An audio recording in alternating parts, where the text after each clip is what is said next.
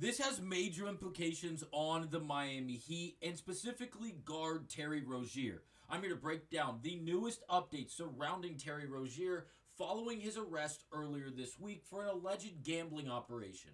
We'll break down all of that as well as how Miami could be getting something back from the departure of Terry Rozier. We'll break down all of that on this episode of Heat Digest. But first, please do remember to scroll down and stay up to date with everything Miami Heat, as this looks to be a very promising season, despite the early fireworks that seem to be a bit negative with the Rozier arrest. Again, go down and click that subscribe button, as nearly 90% of you guys watching this video are not currently subscribed. We do appreciate the love and support, so thank you guys. But now let's get to it and break down these major updates, not only for Miami and the Heat organization as a whole, but specifically guard Terry Rozier.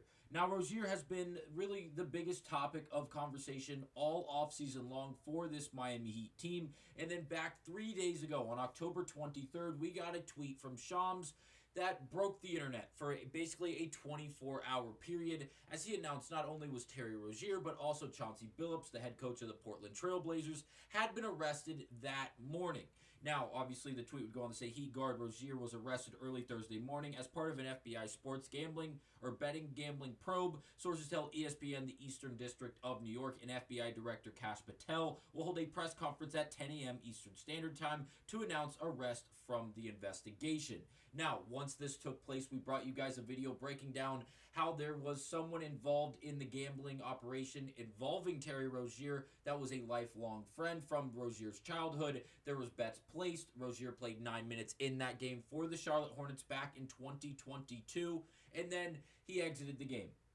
The young man that had been really good friends, or at least associated with Terry Rozier since that childhood friendship and connection, cashed out on an ample amount, and I mean 30-plus wagers, specifically around Terry Rozier in the sense of taking his under in statistical categories, where, again, Rozier only played those 9 minutes before he referenced a, quote, foot injury, where he then did not play again in that game, resulting in the bettor to cash out on all of the wagers he then did place on the under for Terry Rozier, and again, a slew of different categories and betting statistics, which resulted in a major cash out, north of $200,000, based off the quotes we broke down in this last Heat video, again, on this exact topic.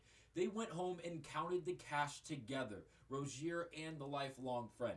So now, what new updates do we have? Well, we have a few of them. We're going to start with this article written and published by Ira Winderman, who we will again reference in just a second, as he was live on CBS Sports breaking down a few different things involving this Miami Heat team. So we're going to start with this.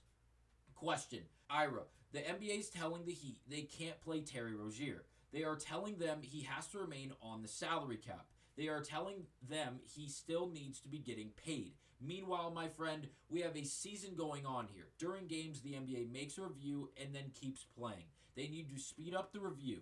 Andrew. Now, this was really a Q&A type of article, if you will, from Ira, where he goes on to take hot questions from the public, people that are surrounding the Miami Heat organization in the sense of a fan base, and he allows them to ask questions, which creates writing pieces for him, where he goes on to give us a very elaborate answer. And there's a few sentences I want to point out rather than reading this entire thing word for word. What it goes on to say, this is a federal gambling case that will have to wind its way through the courts, a process that could remain in motion well after Terry Rozier's contract expires after this season. Keep that in mind. But the NBA also has an exit ramp when it comes to Rozier. While it arbitrarily cannot stop having its salary paid, the union would have a field day with innocent until proven guilty. The league could remove Rozier from the Heat's books in the interim. So the Heat can get the rest with their salary cap and luxury cap that otherwise might not arrive in time, figuring on the union signing off on that, because with Rozier off the Heat's cap, it would afford the ability for another union member or two to sign with the Heat. Now, there's a lot of moving parts, but we have to understand this is not an NBA investigation on its own. This is a federal gambling operation. The FBI director, Kash Patel, is involved in this. This is not a slap on the wrist. This is not the NBA doing a minor investigation behind a few closed doors to make sure things are running smoothly in specific organizations with specific players and things along that manner.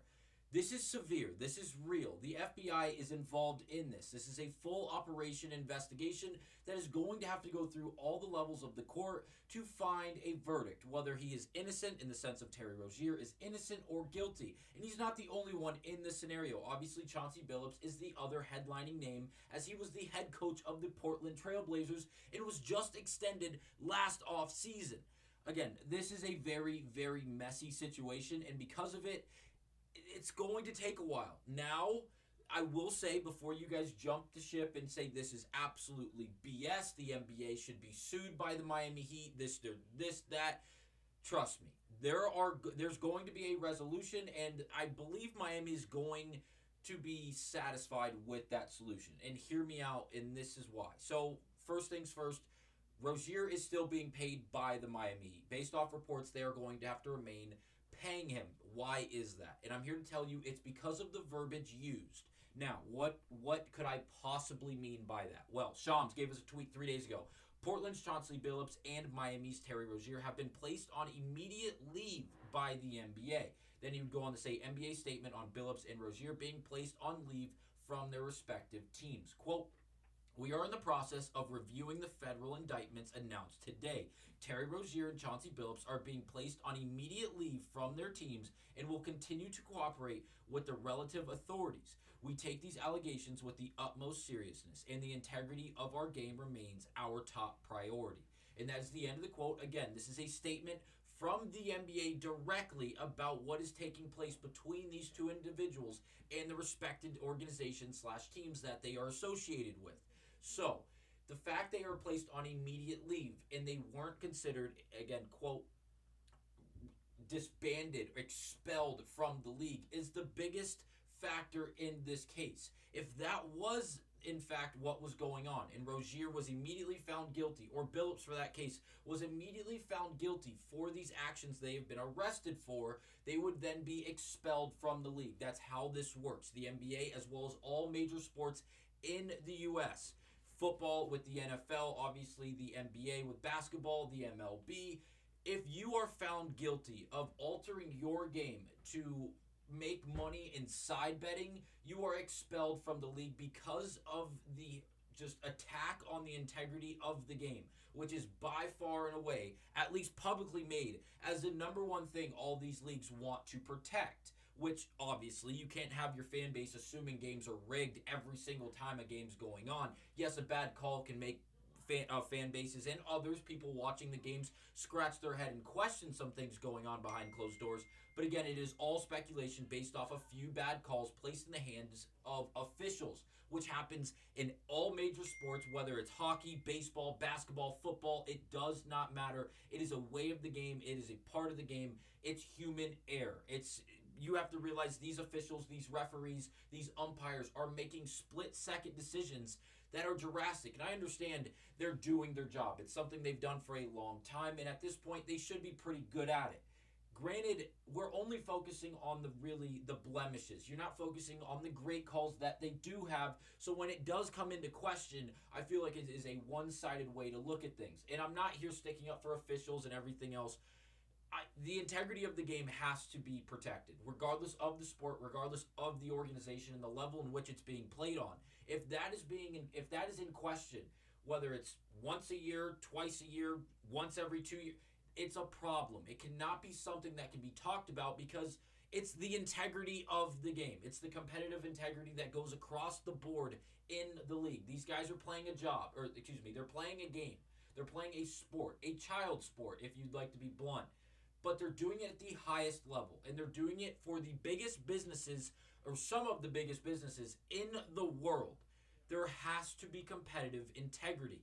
And also, the art of competition from from athlete to athlete, from player to player, is real. These guys aren't just going out there and lillygag. They are playing for their paychecks. They're playing a sport for a living. If they weren't doing this, they'd have to go a different route professionally to keep a house over their head, a roof over their head. So, I understand this quote from the NBA. It makes a lot of sense. And until that verbiage changes, it looks like the Miami Heat may be paying this contract to Terry Rozier, but also may also have to forfeit that draft pick they sent alongside Kyle Lowry to the Charlotte Hornets in the up and coming seasons. But the new quote, another quote from Ira Winderman suggests there's a chance they could get it back. Now, I will tag this exact tweet down below because you should go and listen to the entirety of this clip, as Ira Winderman does a phenomenal job breaking it down in its entirety and highlighting all of the little niche little points and details that go about it. But here's the exact tweet. Shout out to Heat Culture for giving us this actual quote, have it as it's in front of us, and the actual clip below. It goes on this, again, this is a quote from Ira Winderman, and it goes as follows. So, I think there's a chance that Miami, which has never happened before, of the Heat getting their pick back, for a comp pick from the pick still due to Charlotte for a player. By the time that pick is exercised, will be permanently banned from the league. Now, the last little verbiage, it was paraphrased ever so slightly, but he is referencing to Terry Rozier. By the time the draft pick that was sent to Charlotte with Kyle Lowry in exchange for Terry Rozier, by the time that actually goes into effect, at least it could be going into effect for the year in which it was for the draft, and I think it was 2027, there's going to be a verdict for Terry Rozier. At least we can all hope. That's 2 years, a year and a half down the line. Now, if that's the case, it seems like Miami is going to have a result. And whether or not that is the case, Miami should get that pick back. They didn't know this was going on. They would have never traded for Rozier if they did, obviously. And it seems like Charlotte would have been stuck in this situation trying to move damaged goods in Terry Rozier, who, yes, statistically was producing at that time, but also was being allegedly, again, we'd have to use allegedly at that point because it was 2 years ago, but allegedly being investigated for an illegal gambling operation that he took place in. Based off all this new information, let me know down below your overall thoughts and opinions and how you would like to see this play out for Miami. I'm assuming you guys are going to be on the same page as me and hoping that Rozier is expelled from the league and is taken off the cap for this Miami Heat team, opening up a $26.6 million really budget in the sense of the money going toward Rozier, but specifically it'd be $16.5 million for this current year that they could go out there and spend and replace Rozier with 2 active players, as well as possibly getting back at least the pick they sent to Charlotte for Rozier, or even a comp pick if they had to. Let me know down below your overall thoughts and opinions, and I will see you guys on the next episode of Heat Digest.